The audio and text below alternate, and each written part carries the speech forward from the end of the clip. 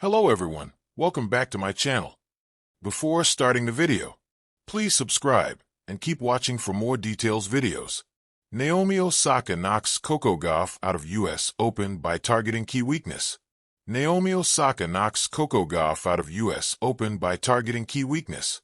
In the first heavyweight matchup of this year's US Open, the two-time champion took out home favorite and world number 3 Coco Gauff to record her most significant win since the 2021 Australian Open.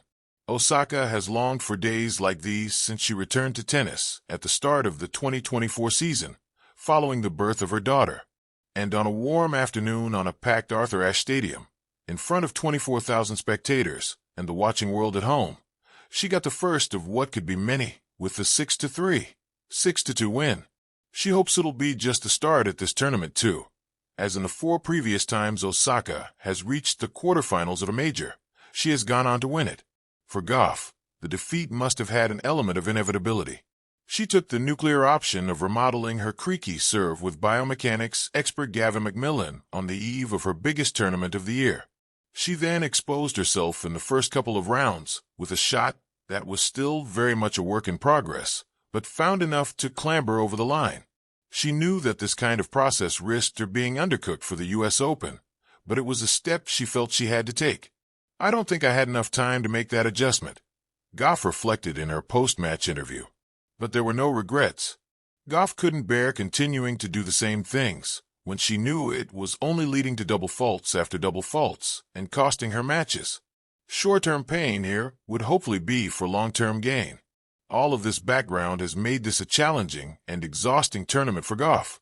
Her first-round match against Ajla Tomljanovic felt like a form of exposure therapy, and the second round against Donna Vekic was like an anxiety dream playing out in real life.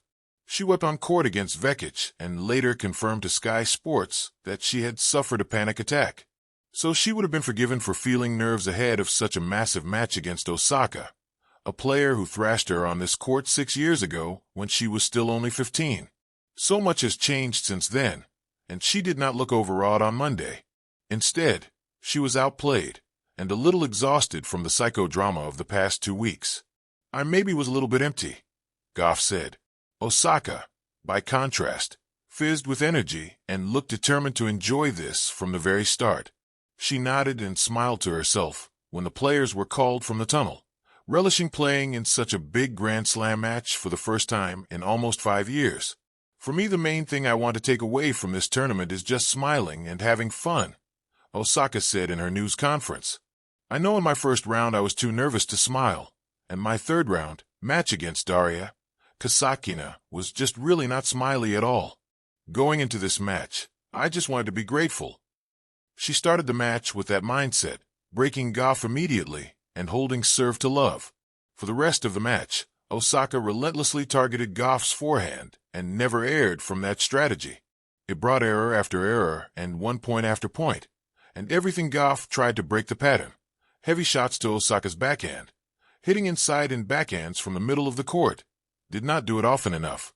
In the first set, Osaka put just 39% of her first serves into play, and yet dropped only 2 points on them in 4 games by constantly jamming Gauff with serves into her body. Gauff couldn't find a solution to Osaka's line of attack, and said afterwards that she felt discombobulated to for once be serving better than she was returning. In rallies, Osaka's tactic of targeting Gauff's forehand was similarly effective. It had almost worked for Tomljanovic in the first round, but with less power. Her tactic had been more attritional, to try and grind Gauff down and draw an error. That's a tricky strategy to pull off against such a durable athlete and competitor. Osaka had the power to pummel away at it and force mistakes that way. And while Gauff's serve was much better than it was for stretches of her first and second round wins, it still let her down at the end of the first set. 2 double faults serving down 5-3 gifted Osaka the opener. The second set followed a similar pattern, with Osaka going after the Gauff forehand and drawing errors, while refusing to switch direction and let her opponent bring her athleticism into play. Osaka's tactical single-mindedness meant that such a highly anticipated match never quite caught light, and she broke Gauff to lead 4-2 in the second set in another game, which started with a double fault. Gauff never really looked like mounting a comeback. Osaka duly won the next two games, with the match ending, appropriately enough, with a Gauff forehand error. After just 64 minutes, Osaka re-announced herself as a serious threat at the top of the women's game. Gauff must believe that this short-term setback will be worth it in the long run. There's plenty of tennis left in her. On a humid night in New York City, with the roar of Arthur Ashe Stadium echoing like a heartbeat, two generations of tennis clashed under the lights. It was billed as a showdown between past and future, a rematch draped in history and expectation. On one side stood Naomi Osaka, calm, collected, surgical. On the other, Coco Gauff, fiery, fast, full of promise. But as the match unfolded, it became clear that this wasn't going to be a battle of equals. This was Naomi Osaka at her calculating best, not just outplaying her opponent, but outthinking her. And it all came down to one thing: exposing Coco Gauff's second serve. Opening salvo, the energy of youth. Coco Gauff came out swinging. The crowd was on her side, their chants of "Let's go Coco" bouncing off the rafters. At 21, she's no longer the teen prodigy, but she still carries that spark, a fearless intensity that makes every point feel like a declaration of purpose. Her first few games were aggressive, her footwork electric, her forehand flashing across the court like lightning. But Naomi didn't flinch. In fact, she barely reacted at all. Osaka had spent the last 48 hours studying Gauff's matches, poring over footage with her team. One thing kept surfacing: Gauff's second serve. It was still inconsistent, still vulnerable under pressure. Osaka knew if she could push Gauff to that second shot, she'd crack open the match like a code. The shift, from rally to strategy. Midway through the first set, Osaka made her move. Rather than matching Gauff's baseline power shot for shot, she began playing with depth, using heavy topspin to push Gauff back, mixing in slice returns and tight angles to force errors. The goal wasn't just to win points, but to drag the rallies longer, baiting Gauff into overplaying and eventually missing. Then came the real dagger. Osaka began stepping in on Gauff's second serve.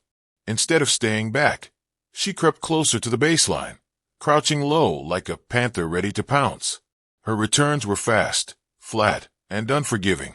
One such return, a backhand laser down the line, left Gauff frozen at midcourt. The stadium gasped. Osaka didn't blink. Gauff's second serve percentage began to crumble under the pressure. Double faults crept in. First serves missed by inches became fatal. Osaka had found the chink in the armor, and she pressed it with silent ferocity. Mental game. Chess, not checkers. What sets Osaka apart isn't just her shot-making. It's her poker face.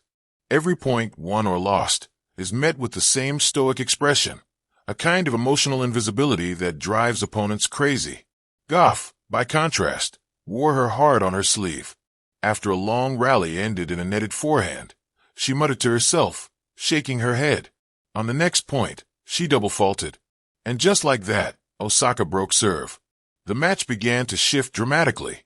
Osaka's calm became suffocating. Gauff's fire, once her asset, now burned too hot. It's not that Gauff played poorly. Her forehand winners still sparked applause, and her court coverage was phenomenal.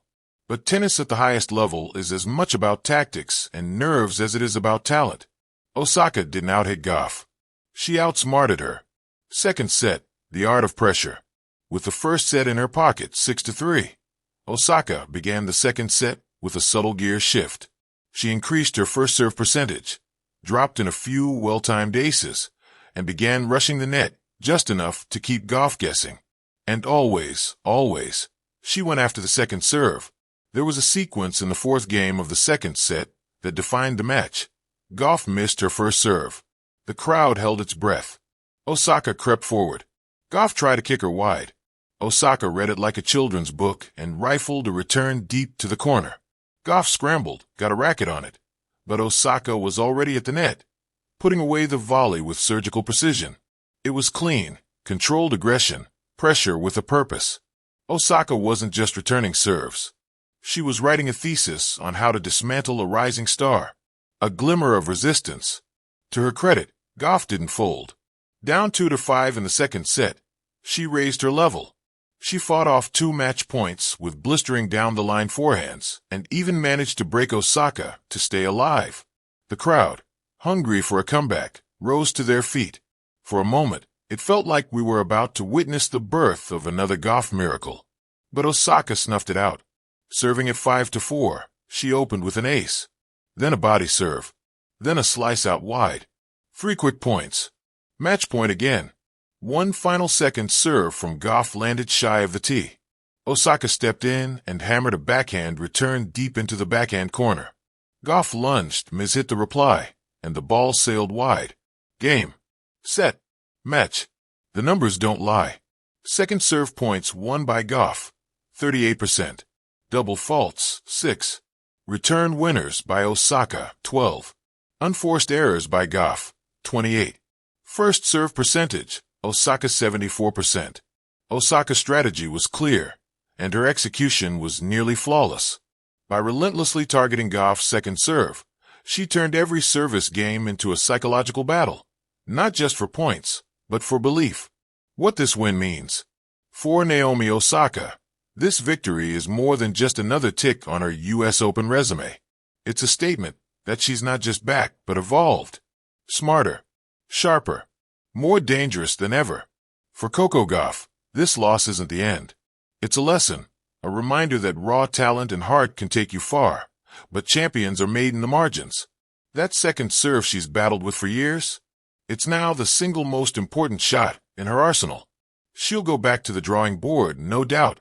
But if history tells us anything, it's that Gauff doesn't stay down for long. Final thoughts, the warrior and the architect. In a sport where flash often outshines finesse, Naomi Osaka reminded the world of the power of strategy, patience, and timing. She didn't overpower Coco Gauff, she unraveled her. Like a chess grandmaster dismantling a young prodigy's aggressive opening, Osaka didn't just play the match, she dictated it. She forced Gauff into discomfort, weaponized her opponent's weakness, and sealed her victory with the quiet confidence of someone who's been here before and plans to be here again. The torch isn't passed so easily in tennis. Sometimes it has to be pried from the cold, precise hands of a champion. Thank you for watching. Please don't forget to hit the subscribe button, like, and share.